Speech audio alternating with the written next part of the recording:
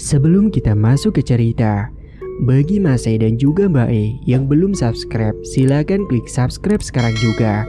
Dan bagi yang sudah subscribe, semoga kalian di sana sehat-sehat selalu agar bisa mendengarkan cerita terbaru dari Mang Ripan. Dan tidak usah lama-lama, ini dia ceritanya. Selamat mendengarkan. Seorang bapak yang bekerja di sebuah tambak, sebut saja namanya Pak Jono. Dia bekerja di sebuah tambak udang panami milik juragan yang ada di desanya. Pak Jono sudah bekerja sangat lama sekali di sana. Namun dia bekerja hanya untuk mengisi waktu luangnya saja. Karena sebenarnya Pak Joko sudah hidup berkecukupan karena anaknya, Fajar. Dia bekerja di Jepang dan selalu mengirimkan uang lebih untuk Pak Jono dan Bu Lea. Namun Pak Jono tetap memilih untuk bekerja karena bosan kalau hanya diam diri di rumah. Dan Pak Jono juga tidak ingin bergantung pada anaknya saja. Bahkan kala itu, uang yang dikirimkan oleh anaknya itu selalu disimpan sebagian untuk keperluan anaknya kelak. Sementara istrinya, Bu Lea, dia juga bekerja. Bu Lea membuka warung sendiri di samping rumahnya untuk mengisi waktu luangnya daripada nganggur. Warungnya itu selalu ramai banyak pekerja tambak yang mampir makan di sana karena warungnya itu memang dekat dengan tambak milik juragan. Di desanya itu ada seorang juragan yang menjadi bosnya Pak Jono. Namanya Pak Darso. Dia orangnya sangat sombong sekali, tapi dia suka memberi kepada warga yang lain. Akan tetapi pemberiannya itu selalu diungkit-ungkit dan dibicarakan kepada orang lain, seolah berharap ia akan mendapatkan pujian. Dia memiliki beberapa tambak udang panami dan berkembang sukses dengan hasil yang banyak dan berlimpah. Pak Darso terkesan sangat sombong karena dia merasa punya segalanya. Setiap pemberian uang darinya selalu diungkit karena seakan dia ingin mendapatkan banyak pujian. Pak Darso juga memiliki istri yang sangat cantik sekali. Dia bernama Bu Hani. Wajahnya cantik, tubuhnya bagus, mulus, putih karena mungkin memang selalu melakukan perawatan. Dan dia selalu memakai baju-baju yang mahal. Namun Bu Hani songongnya sama dengan suaminya. Dia suka pamer kepada tetangga-tetangganya apabila ada barang yang baru dia beli. Singkat cerita, 10 tahun kemudian setelah Fajar merantau di luar negeri, Fajar yang sudah bekerja di sana akhirnya mengabari kepada Pak Jono dan Bu Lea kalau dia akan segera pulang ke rumah. Pak Jono dan Bu Lea yang mendapatkan kabar itu sangat senang sekali. Karena sebentar lagi mereka akan bertemu dengan anaknya yang sudah lama tidak pernah pulang. Pak, Fajar kan mau pulang. Kita renov ya kamarnya dia, supaya nanti kalau pulang dia senang, ucap Bu Lea. Iya Bu, ayo nanti kita renov biar dia nyaman. Dan 2 bulan sebelum Fajar pulang ke rumah, mereka bersiap-siap untuk merenovasi kamarnya Fajar. Dan mereka menggunakan uang yang dikirimkan dari Fajar untuk merenovasi kamarnya itu. Dan Pak Jono yang saat itu sedang bekerja di tambak, beliau menceritakan kepada teman-temannya yang lain kalau anaknya itu akan segera pulang. Itu anak saya 2 bulan lagi katanya mau pulang. Widih, Fajar sekarang sudah sukses ya Pak. Amin Pak. Alah, paling juga nanti nganggur di rumah, timpal Pak Darso yang tiba-tiba datang dan mendengar obrolan mereka. Pak Jono pun hanya diam saja karena dia tidak heran dengan si juragan yang memang sombong dan selalu meremehkan orang. Di sisi lain, Bu Lea yang mau melayani bapak-bapak yang mau makan siang di warungnya itu, dia membeberkan berita kalau Fajar anaknya akan segera pulang. Bu, Fajar apa kabar? Baik Pak, alhamdulillah.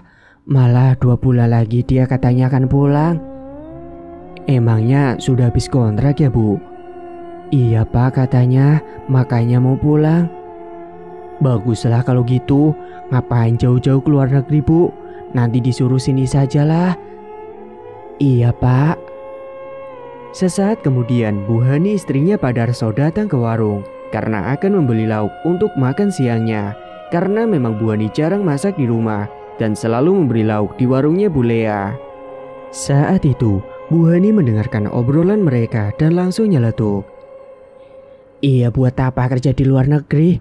Palingan cuma kontrak kerja saja kok. Nanti juga ujungnya nganggur lagi. Mending kayak anak saya tuh, sekarang sudah lanjut S2. Sombong Bu Lea. Lalu bapak-bapak yang ada di warung itu tidak menanggapi ucapan dari Bu Lea. Mereka malah fokus menyantap nasinya dan tidak mau ikut campur. Begitu juga dengan Bu Lea yang mengalihkan pembicaraan dengan menanyakan pesanannya. Bu Hani mau beli lauk apa? Saya ikan bandeng goreng sama sayur asem saja dan juga tempe goreng juga ya. Oh iya, bentar saya siapkan dulu Bu. Saat itu Bu Hani berlagak sangat sombong, mentang-mentang dia orang kaya dan istrinya juragan. Singkat cerita, 2 bulan telah berlalu dan kini sampailah Fajar di Bandara Indonesia dan sudah mengabari kedua orang tuanya. Saat itu Pak Jono dan Bu Lea yang sedang menonton televisi tiba-tiba dikejutkan dengan HP-nya yang berdering. Ternyata ada panggilan masuk dari Fajar dan mereka pun langsung mengangkatnya. Pak, Bu, aku sudah sampai di Indonesia, tapi aku pulangnya besok pagi ya, karena malam ini aku mau nginep dulu di hotel. Oh iya nak, nanti kabari lagi saja kalau sudah sampai. Dan keesokan harinya, Fajar pulang bahkan sambil membawa mobil yang dibelinya tadi dari dealer langsung dan cash saat itu juga. Sesampainya di rumah, kedua orang tuanya terkejut karena Fajar sudah sampai di depan rumah dan membawa sebuah mobil barunya. Sontak kedua orang tuanya itu pun langsung memeluk erat tubuh anaknya itu karena sudah kangen sekali. Kemudian Fajar juga menyapa para tetangganya dengan sopan yang saat itu lewat di depan rumahnya. Ayo masuk dulu nak, ucap Bu Lea. Saat itu Fajar pun diajak masuk ke dalam rumah dan dipersilahkan untuk istirahat, pasti karena capek. Ketika Fajar masuk ke dalam kamarnya, dia terkejut karena di dalam kamarnya itu ada tulisan selamat datang, menyambut kedatangannya yang baru mudik itu. Fajar sangat berterima kasih kepada kedua orang tuanya karena sudah merenovasi kamarnya hingga bagus sekali. Makasih ya Pak, Bu, kamarku sudah direnov dan itu bagus banget. Iya sama-sama nak. Sudah ya, kamu istirahat dulu. Singkat cerita, usai 1 bulan lamanya Fajar rehat dan tidak melakukan apapun. Kini dia mulai merencanakan usaha kedepannya karena dia ingin memiliki usaha sendiri dengan uang tabungan yang selama ini dia dapatkan dari kerja di Jepang. Saat itu, waktu malam hari, saat Fajar yang sedang kumpul dengan Pak Jono dan Bu Lea di ruang tengah sambil nonton TV, dia meminta pendapat kepada kedua orang tuanya mengenai usaha apa yang cocok untuknya. Mbak, Bu, aku punya rencana mau buat usaha, tapi kira-kira apa ya yang cocok buat aku? Terserah kamu saja nak, asal kamu suka saat menjalani usahanya itu, jawab Bu Lea. Iya Jar, terserah kamu saja, nanti Papa bantuin kamu deh buat usaha kamu.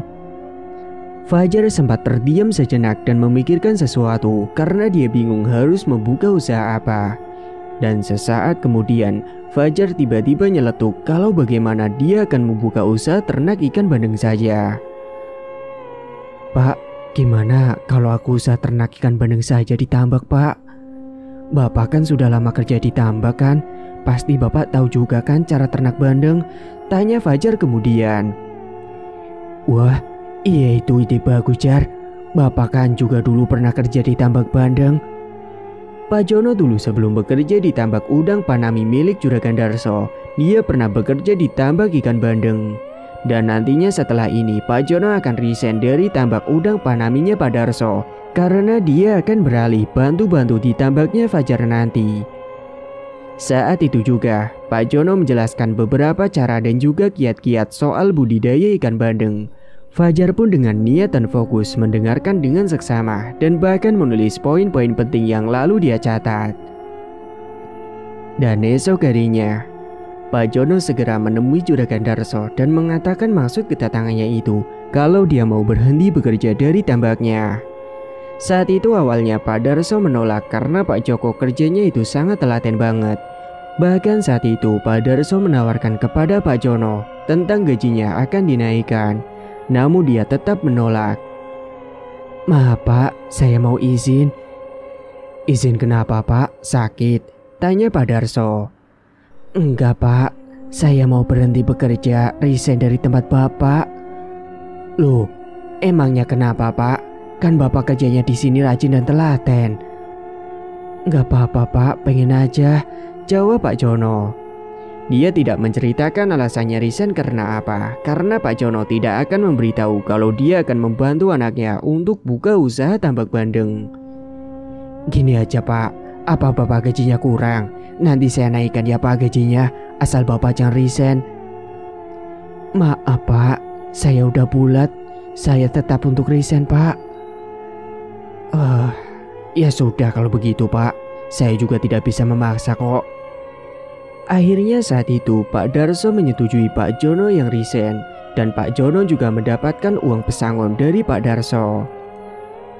Singkat cerita, hari berikutnya Fajar diantarkan oleh Pak Jono untuk melihat-lihat tambak yang akan dibelinya. Kebetulan saat itu ada beberapa tambak yang akan dijual, sekitar ada 5 tambak. Akhirnya Fajar yang saat itu merasa puas dengan tambak itu yang luas dan bagus. Dia pun segera melakukan pembayaran kepada pemilik tambak yang sebelumnya. Dan setelah tanda tangan, Fajar dan Pak Jono pun pulang ke rumah. Tambak yang dibelinya itu lokasinya berada di desa sebelah.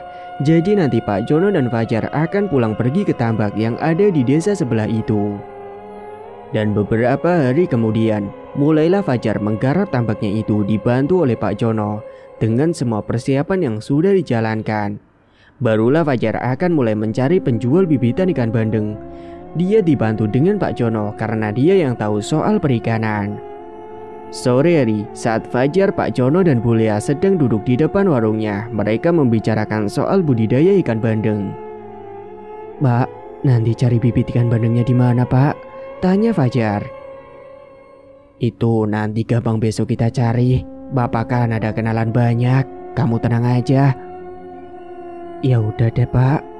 "Oh iya Pak, Bapak sudah resign emangnya dan dibolehin sama Juragan Darso Pak?" tanya Fajar. "Ya sebenarnya sih nggak boleh Jar, malah ditawari gajinya naik, tapi Bapak tetap tidak mau dan memilih tetap resign."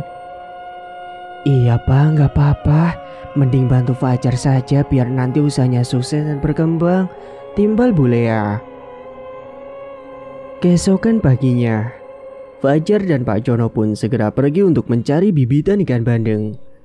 Akhirnya saat itu juga mereka mendapatkan bibitan dan mereka mulai merawat dan ngasih makan ikan itu. Semua bibitannya itu langsung dimasukkan ke dalam tambak-tambak. Semenjak Fajar mulai usaha tambak bandengnya itu, dirinya dan Pak Jono setiap harinya berada di tambak sekalian mengawasi dan juga memberi makan ikan. Siang itu Fajar dan Pak Jono sedang istirahat makan siang di tambak dengan bekal nasi yang dibawakan oleh Bu Lea dan tadi diantarkan ke tambak. Mereka ngobrol membicarakan soal ikan bandengnya nanti kalau tiba saat panen. "Pak, ini nanti ikan bandengnya dijual kemana ya?" "Nanti kita cari orang yang mau menerima suplai ikan bandeng dari kita nak, kan sebentar lagi mau panen." "Tapi kalau nggak ada yang mau gimana ya Pak?" "Kamu ngomongnya jangan seperti itu Tojar." "Iya Pak, semoga aja banyak orang yang mau menerima suplai ikan dari kita ya."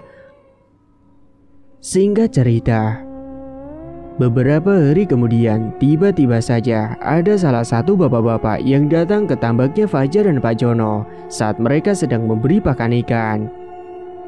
"Assalamualaikum Pak." "Waalaikumsalam," jawab Pak Jono. Akhirnya saat itu Pak Jono pun menghentikan aktivitasnya dan menemui bapak-bapak yang datang itu.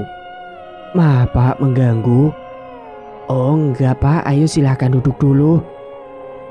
Pak Jono dan Pak Yogi, nama bapak itu, mereka duduk di sebuah gubuk yang disediakan di tambaknya itu. "Gini Pak, saya akan punya restoran. Terus saya berniat untuk menguji bandeng milik Bapak. Kalau misalkan nanti bagus-bagus, nanti saya akan mengambilkan bandeng dari tambaknya Bapak. Dan nantinya kita akan kerjasama.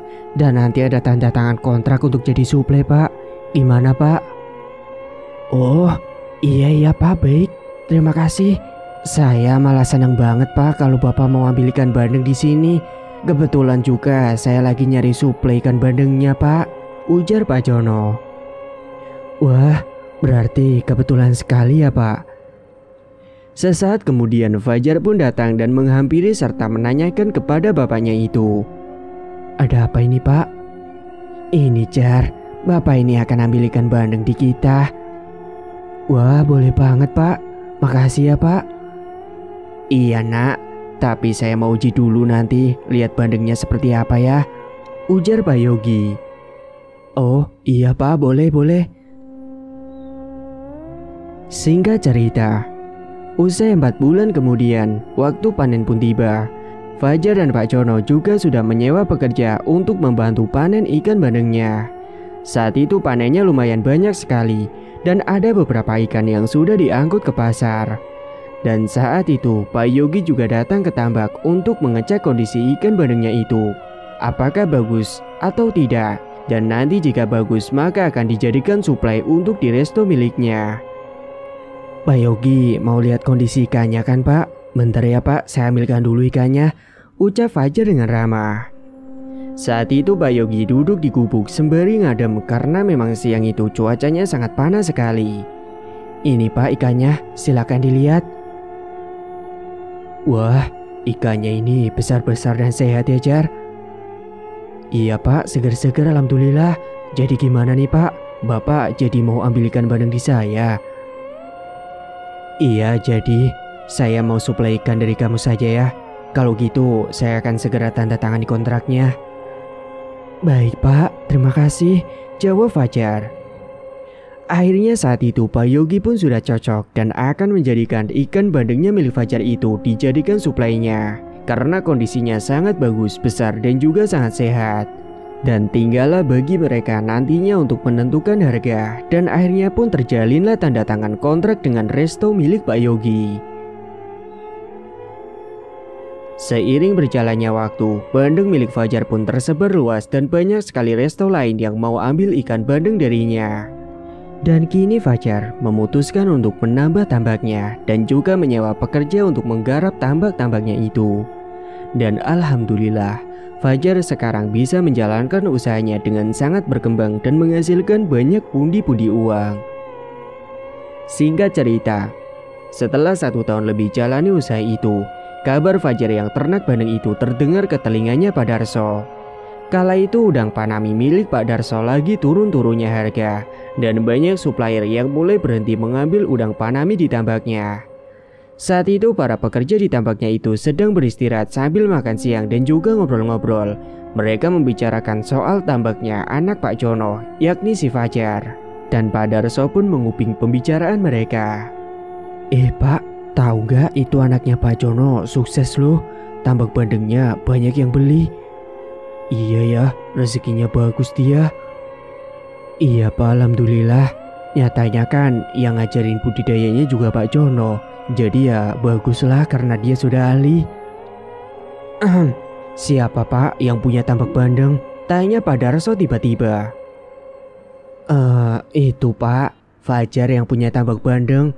Ada di desa sebelah dan katanya sukses usahanya, Pak, karena banyak resto yang suplai ikan dari sana. Fajar anaknya Pak Jono? Tanya Pak Darso. Iya, Pak, kan Pak Jono dulu resign karena mau bantu di tambak anaknya itu. Seketika Pak Darso terdiam dan merasa kesal karena Pak Jono malah bantu tambak anaknya. Pak Darso pun merasa iri dengan Fajar dan tidak terima kalau tambak ikan bandengnya itu laris dan selalu laku, bahkan banyak yang mensuplai dirinya.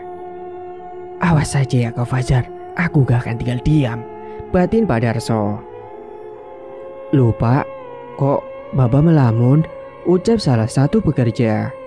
Sontak Pak Darso pun terperanjat dari lamunannya karena dikejutkan pekerjanya itu. Dan saat itu Pak Darso langsung beranjak pergi dari sana. Saat itu Pak Darso baru tahu kalau ternyata alasan resignnya Pak Jono adalah karena mau membantu anaknya. Pak Darso siang itu langsung beranjak pulang ke rumah, dan sesampainya di rumah Pak Darso tidak lesu. Wajahnya tertekuk membuat istri yang melihatnya itu jadi tidak enak dipandang. "Pak, ada apa sih datang-datang udah lesu aja?" timbal Bu Hani. "Bapak kesel, Bu." "Kesel kenapa, Pak?" "Itu, Bu, Fajar anaknya Jono. Dia punya usaha tambak bandeng dan katanya usahanya itu sukses, laris, banyak juga yang suplai bandeng darinya. Dan yang bikin Bapak kesel, Pak Jono keluar dari tambak Bapak karena mau bantu di tambak anaknya itu, Bu." Bu Hani juga sebel mendengar kabar itu. Bu Hani yang ternyata juga iri dengan keluarganya Bu Lea. Dia menyuruh Pak Darso untuk melakukan sesuatu supaya usahanya Fajar itu hancur. "Pak, Bapak harus melakukan sesuatu, Pak. Jangan biarkan mereka sukses, Pak. Masa iya tambak kita akhir-akhir ini sepi turun harga, dia malah sukses. Ibu gak terima, Pak.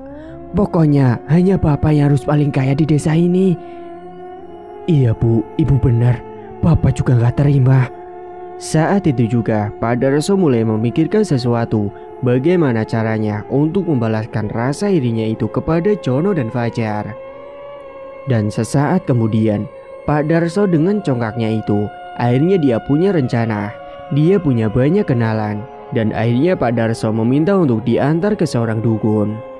Waktu itu juga Pak Darso langsung menelpon temannya meminta bantuan. "Halo, aku ada urusan nih besok. Anterin aku ke rumah dukun ya." Temannya itu pun menyanggupi. Dan keesok paginya Pak Darso dan temannya itu langsung segera berangkat bersama menuju ke rumah dukun. Saat itu mereka berangkat naik mobil menuju ke rumah dukun yang tempatnya lumayan jauh, berada di pelosok tepatnya di tengah hutan. Mereka melakukan perjalanan yang cukup jauh dan beberapa jam dengan jalan yang berliku-liku. Hingga sampai akhirnya beberapa jam kemudian mereka pun sampai juga di pinggir hutan yang akan mereka lewati. Setelahnya mobil diletakkan di pinggir hutan dan mereka mulai berjalan masuk melewati jalanan setapak yang ada di hutan waktu sore itu. Hari sudah mulai petang, hawa dingin pun mulai menusuk ke dalam tubuh. Apalagi kabut yang tebal mulai menyelimuti, membuat suasana semakin dingin. Karena tempatnya itu berada di lereng gunung, jadi udaranya masih berkabut. Beberapa saat kemudian, mereka pun akhirnya sampai juga di tengah hutan pada malam hari. Di sana ada sebuah rumah gubuk yang terbuat dari anyaman bambu. Pemilik rumah gubuk itu bernama Mbah Sentot. Di rumahnya Mbah Sentot ternyata sudah banyak orang yang mengantri giliran. "Wah, kok rame banget ya?" "Iya, kan Mbah Sentot sudah terkenal dan pasti berhasil santetnya, Dar." "Baguslah kalau gitu. Udah yuk kita ikut ngantri dulu." Mereka pun akhirnya menunggu antrian gilirannya. Sambil mereka ngobrol-ngobrol dengan orang yang juga sedang menunggu di sana. Sesekali mereka menghisap batang rokok sembari menunggu untuk menghilangkan penatnya. Setelah menunggu beberapa saat, akhirnya gilirannya Pak Darso dan juga temannya yang masuk ke dalam. Lalu mereka berdua duduk di hadapannya Mbah Sentot. Pak Darso langsung menjelaskan maksud kedatangannya itu kepada Mbah Sentot. "Jadi gini, Mbah, saya nggak terima sama orang yang sudah menyaingi usaha saya, dan saya mau usahanya itu bangkrut, Mbah."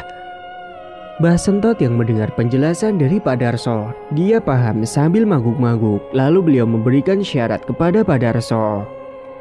"Tapi ada syaratnya." "Apa, Mbah, syaratnya?" "Bayar maharnya dulu, 15 juta. "Baik, Mbah, bentar, sudah saya siapin." Lalu Pak Darso segera mengambil uang yang ada di dalam tas yang dibawanya dari rumah. Bagi Pak Darso, uang 15 juta itu kecil karena dia memiliki beberapa kali lipat dari jumlah uang itu. "Ini, Mbah, uangnya." "Kalau begitu, sekarang kita lakukan ritualnya." Setelah membayar mahar, saat itu juga ritual akan dilakukan. Mereka masuk ke dalam ruangan khusus. Di dalam ruangan itu, Mbah Sentot sudah menyiapkan beberapa sesajen dan juga kemenyan yang sudah dibakar. Asap pun mulai mengepul memenuhi ruangan itu. Pak Darso merinding karena dia baru pertama kalinya datang ke tempat seperti itu. Mbah Sentot langsung mulai merapalkan mantranya dengan mulut yang berkumat kamit dan memejamkan kedua matanya. Dan suasana malam itu sangat mencekam. Asap mengepul memenuhi ruangan dengan bau yang sangat khas menyeruak ke dalam hidung. Hingga hembusan angin kencang datang masuk ke dalam ruangan dan membuat Pak Darso serta temannya itu merinding. Saat itu Mbah Sentot kemudian membakar kayu di atas kemenyan. Dan entah itu kayu apa, namun baunya sangat busuk sekali. Membuat Pak Darso dan temannya itu langsung menutup hidung karena tidak kuat dengan baunya itu. Tapi Mbah Sentot masih tetap fokus berapalkan mantranya, sembari tangannya memutar di atas kemenyan dan mulutnya terus berkomat kamit. Tiba-tiba saja, ada suara jendela dan pintu yang ada di dalam rumah menggebrak-gebrak sendiri, membuat mereka terkaget-kaget. Bulu kuduk Pak Darso langsung ketakutan. Dia juga dikejutkan dengan suara langkah kaki yang berada di belakang tubuh mereka. Namun langkah kakinya itu terdengar sangat besar dan berat, seakan-akan mau merobohkan rumahnya Mbah Sentot. Pak Darso pun gemetaran. Ternyata di belakangnya itu ada sosok genderuwo dengan tubuh yang tinggi besar, bergigi taring tajam dan panjang. Kedua matanya merah menyala menatap tajam ke arah Pak Darso ketika dia menoleh ke belakang sosok itu. Ternyata sosok itu dipanggil oleh Mbah Sentot karena akan melakukan sebuah perjanjian dengannya. Lalu sosok itu seakan menghilang di belakang tubuh Pak Darso dan berpindah berdiri di sampingnya Mbah Sentot. Sontak Pak Darso pun terkejut kembali melihat sosok itu. Dia ketakutan, tubuhnya gemetaran, dan sesaat kemudian Mbah Sentot pun ngobrol dengan sosok itu. Namun Pak Darso tidak tahu apa yang mereka bicarakan. Dan setelahnya sosok itu pun pergi menghilang. Kemudian Mbah Sentot mengambil sebuah bubuk dari kayu yang sudah dibakar di atas kemenyan dan dimasukkan ke dalam sebuah botol. Dan kemudian botol yang berisi bubuk itu diberikan kepada Pak Darso.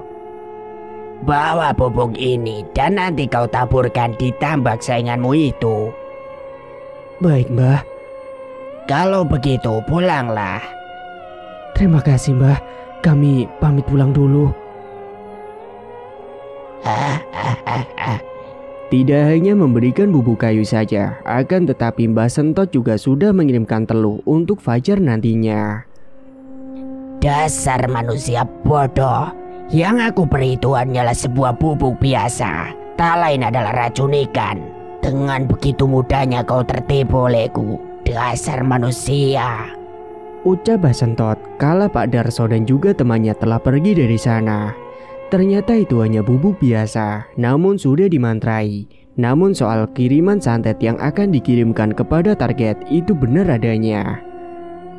Usai selesai melakukan ritual, mereka pun beranjak pulang ke rumah malam itu juga. Mereka berjalan melewati jalanan setapak tengah hutan yang sangat gelap dengan suara hewan yang saling bersahutan.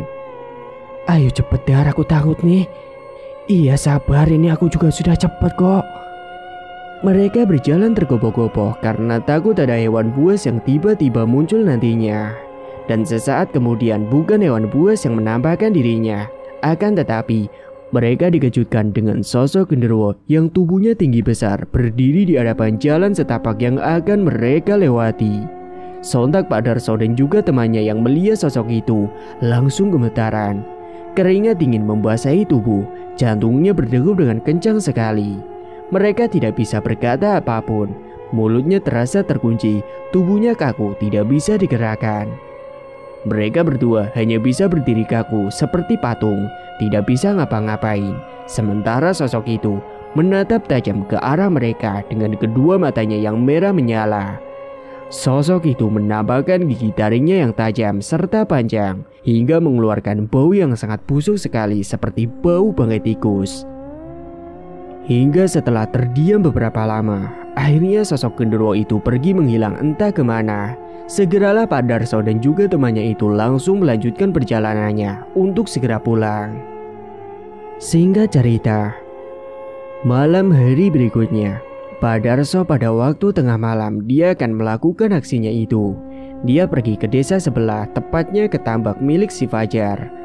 Pak Darso menggunakan topi kupluk dan tutup wajah seperti maling supaya tidak ada yang mengenalinya. Malam itu, sesampainya di tambak milik Fajar, Pak Darso berjalan mengendap-endap karena di tambaknya itu setiap malam pasti ada yang menjaga. Setelah berjalan mengendap-endap, akhirnya Pak Darso saat itu melihat penjaganya itu sudah tertidur pulas. Jadi dia bisa langsung melancarkan aksinya tersebut. Di tambaknya Fajar itu juga belum ada anjing penjaga, jadi dia akan aman. Akhirnya saat itu Pak Darso mulai menaburkan bubuk yang didapat dari Mbah Sentot ke tambak-tambak milik Fajar. Sambil sesekali dia melihat ke arah penjaga tambak karena takut ia terbangun dan melihat aksinya itu. Setelahnya Pak Darso pun langsung segera menaburkan bubuk itu, dan setelah selesai dia pun langsung beranjak pulang. Dan dengan rasa puas karena sudah menaburkan semua bubuk itu ke tambaknya milik Fajar. Keesokan paginya, tanpa diduga, Fajar dan Pak Jono datang ke tambak. Mereka melihat penjaga tambak yang sedang kelihatan gelisah saat dihampiri. Fajar pun bingung dan menanyakan kepada penjaga apa yang sebenarnya terjadi. "Pak, ada apa ini? Kenapa Bapak kelihatan gelisah seperti itu?" Anu Mas." "Anu apa Pak? Ngomongnya yang jelas." Itu Mas, ikan bandengnya pada mati." "Apa? Bandeng saya pada mati?" tanya Fajar terperanjat.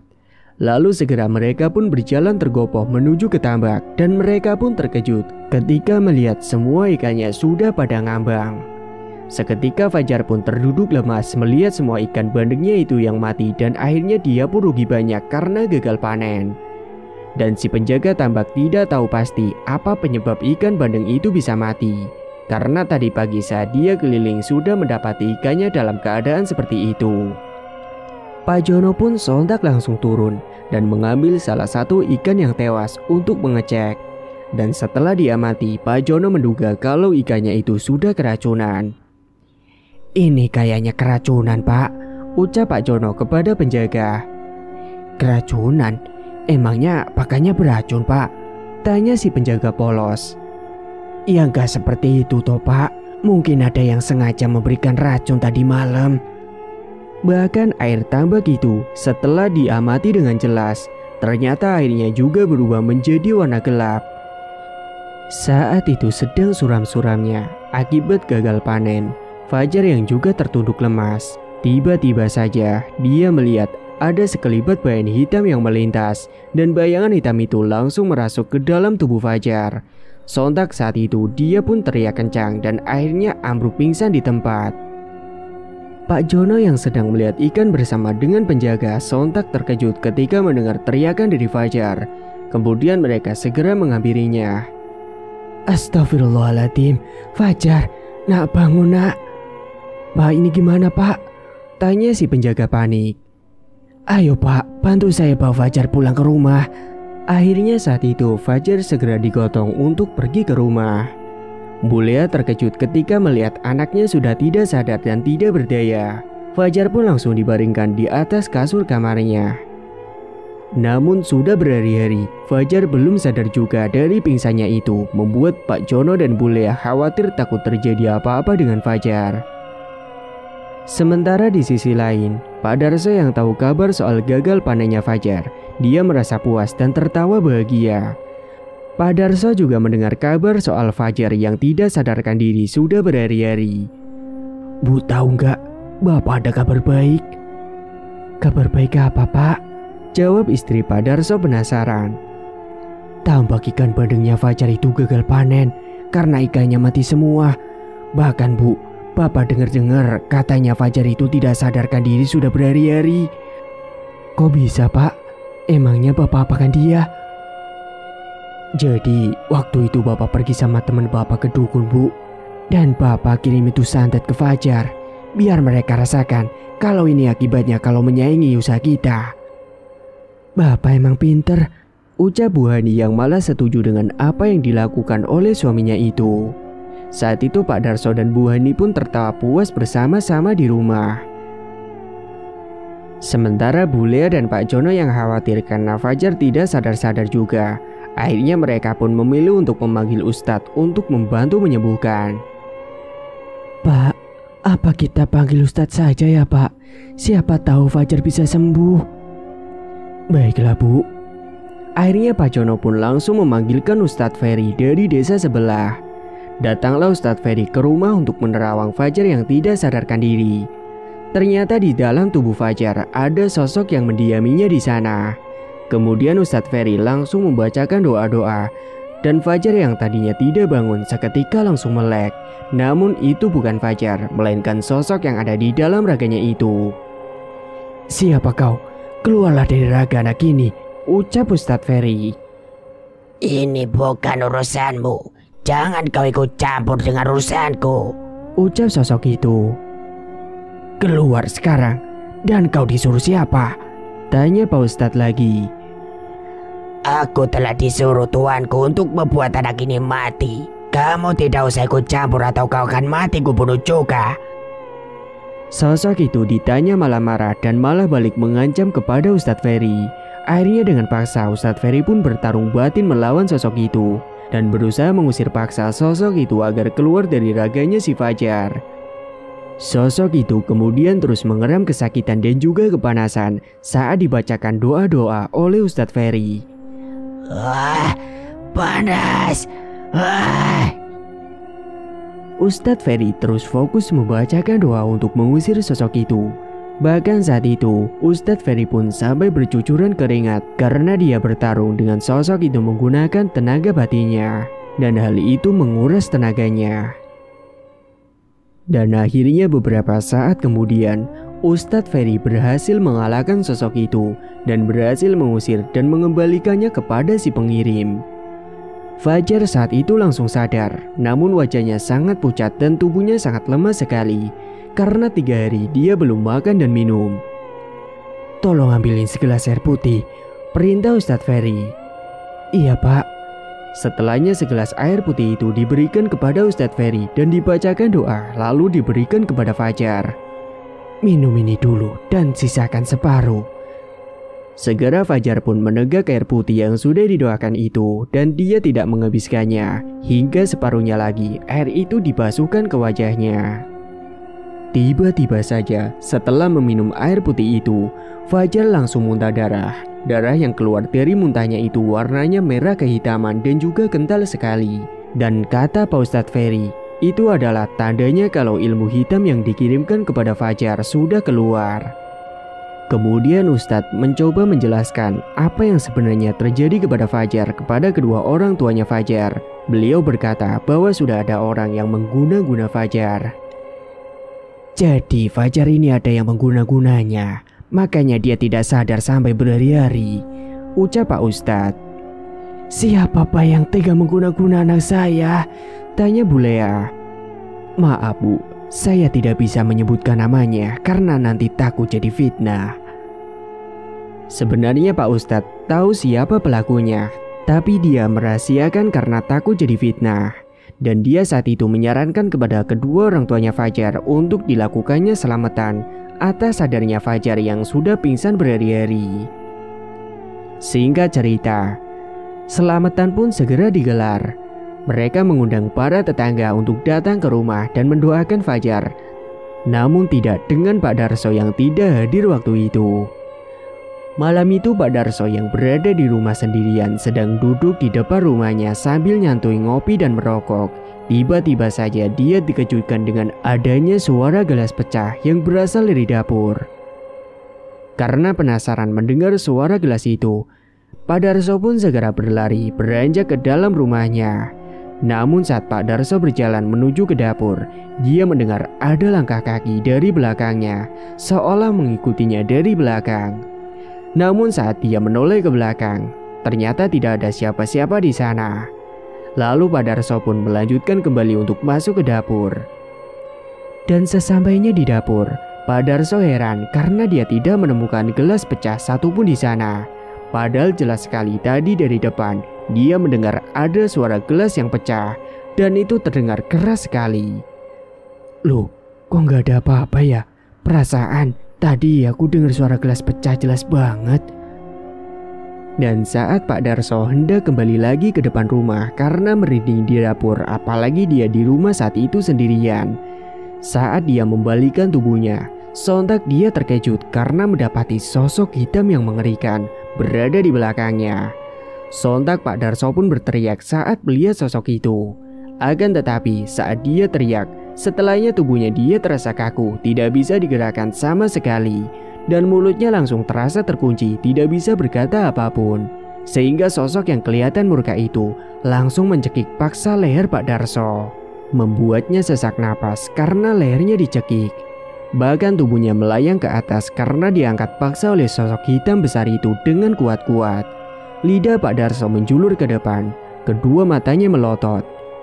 Dan sesaat kemudian Bu Hani yang baru pulang terkejut ketika melihat suaminya terbang ke atas saat diangkat oleh sosok tinggi besar yang sangat menyeramkan itu. Bapak, teriak Bu Hani sambil menangis. Bu Hani ketakutan melihat hal itu, apalagi ketika sosok tinggi besar hitam itu menatap tajam ke arah Bu Hani dengan kedua mata yang merah menyala. Setelahnya tubuh Pak Darso pun dilemparkan kuat-kuat oleh sosok itu hingga mengenai meja batu di dapurnya. Saat itu juga, Bu Hani yang melihat hal itu langsung berteriak kencang. Karena kepalanya Pak Darso itu terbentur meja sangat kencang sekali hingga darah mengucur mengalir deras dari kepalanya. Bu Hani yang ketakutan memilih keluar rumah dan teriak minta tolong kepada para tetangganya. Tolong. Sesaat kemudian, para tetangganya pun langsung tergopoh-gopoh mendatangi rumahnya Bu Hani yang terdengar meminta tolong. Kenapa Bu? Ada apa? Tolongin suami saya Pak. Usai warga datang, Pak Darso pun langsung dicek keadaannya. Namun setelah dicek, ternyata Pak Darso sudah meninggal dunia. Bu Hani pun langsung menangis histeris karena ditinggalkan oleh suaminya itu. Keesokan paginya, jenazahnya Pak Darso akan segera dimakamkan. Namun saat jenazahnya sedang dimandikan, tiba-tiba saja jenazah tersebut berbau amis seperti bau bangkai ikan busuk, membuat para pemandi jenazah menutupi hidungnya. Kok bau busuk seperti ini ya bapak-bapak? Iya, aneh banget. Sudah cepat dikasih sabun yang banyak biar gak bau. Akhirnya mereka mengolesi sabun yang sangat banyak sekali supaya bau amisnya itu hilang. Namun bukannya bau itu hilang, tapi malah semakin menyengat. Mau tidak mau jenazahnya harus segera dikafani karena sudah mulai siang. Dan saat dikafani, bau amis itu malah semakin menyengat. Dan hari itu, Pak Jono, Fajar, serta Bu Lea pun datang bertakziah ke rumahnya Pak Darso. Mereka dan para petakziah yang lainnya heran atas apa yang sudah terjadi dengan jenazahnya Pak Darso.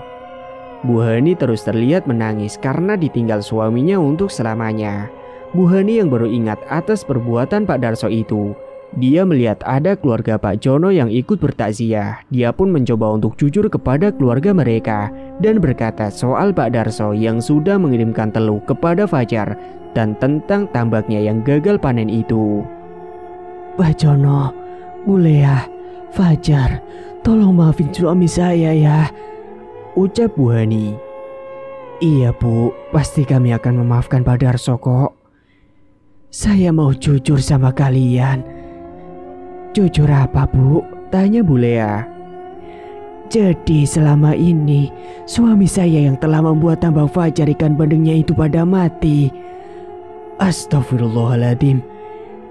Emangnya Fajar salah apa Bu? Tanya Bu Lea. Dia tidak salah apa-apa Bu.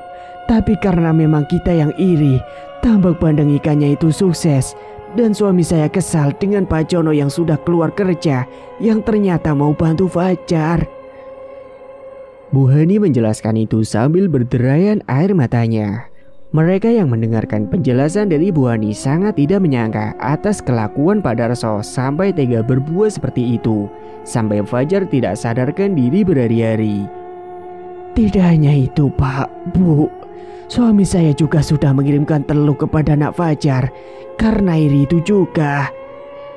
Astagfirullahaladzim. Tolong maafin suami saya Bu, Pak, Jar. Untungnya keluarga Pak Jono kala itu baik hati dan mencoba memaafkan apa yang telah dilakukan Pak Darso kepada keluarganya itu. Saat itu para petakziah yang datang di sana mendengarkan hal itu dan saling menggunjing Bu Hani dan juga Pak Darso yang sudah meninggal. Setelah jenazahnya dikafani, segera dia disolatkan dan akan dibawa ke pemakaman.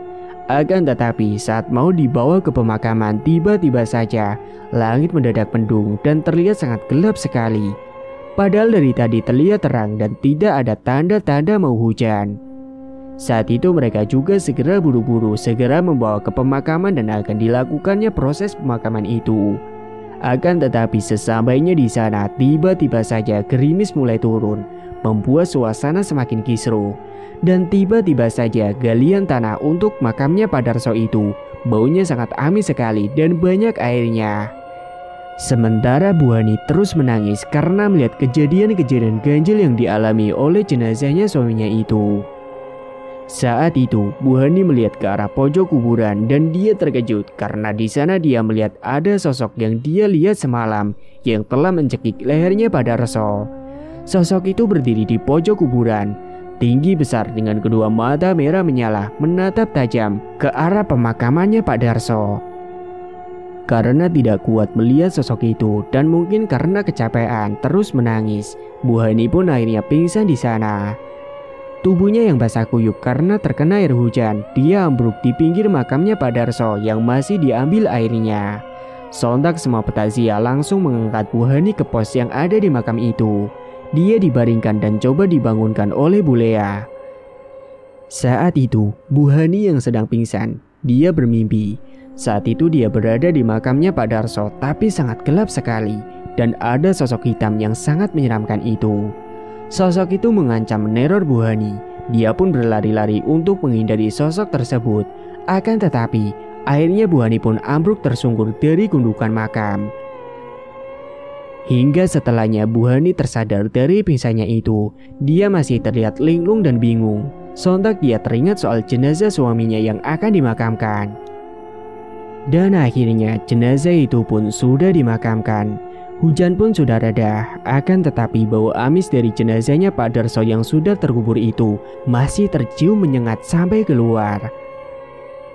Singkat cerita, Bu Hani yang tinggal di rumahnya itu sendirian. Dia selalu diteror oleh sosok hitam yang sangat menyeramkan karena sosok itu ternyata berdiam di rumahnya. Sementara Bu Hani juga mendapatkan gunjingan dari tetangga yang membuat dia malu. Namun apa boleh buat karena memang itu sudah terjadi dan itu memang kesalahan atas suaminya sendiri. Hingga suatu malam, Bu Hani yang sedang sendirian di dalam rumah sedang makan malam sendiri. Tiba-tiba saja dia didatangi oleh sosok hitam besar yang sangat menyeramkan. Piring yang ada di tangannya itu langsung terjatuh ke lantai dan langsung pecah. Dan saat yang bersamaan Bu Hani akhirnya pingsan juga di tempat.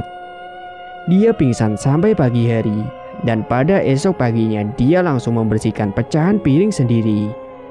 Hingga puncaknya karena dia merasa tidak kuat di rumah itu karena selalu mendapat teror apalagi mendapatkan gunjingan dari para tetangganya. Akhirnya Bu Hani pun memilih untuk pindah dan semua tambaknya akan dia jual. Dia memutuskan pindah dari kampung dan kembali ke kampung orang tuanya. Sedangkan Fajar dan Pak Jono akhirnya tambaknya pulih kembali dan banyak lagi pembeli yang menjadikan Fajar sebagai supplier dan kini mereka pun menjadi orang yang sukses dan kaya raya. Bahkan kekayaan yang dimiliki Fajar itu melebihi kekayaan Pak Darso sebelumnya. Rezeki masing-masing orang sudah ada yang mengatur. Jangan iri dan dengki dengan apa yang dimiliki oleh orang lain. Cukup syukuri saja apa yang kita miliki. Pasrahkan semuanya kepada Allah Ta'ala dan jangan lupa berdoa serta berusaha. Iri dengki dapat membutakan mata hati dan berbuat jahat malah membuat diri kita celaka. Perbuatan seperti itu janganlah ditiru. Tamat. Cerita pun selesai. Terima kasih bagi Mas E dan Mbak E yang sudah setia menyimak cerita ini sampai akhir. Dan bagi yang belum menekan tombol subscribe, silakan klik tombol subscribe sekarang juga. Dan semoga kalian semua dimanapun berada selalu sehat-sehat semua dan dimudahkan segala urusannya. Dan sampai jumpa lagi di cerita terbaru yang akan Mang Ripan bawakan nantinya.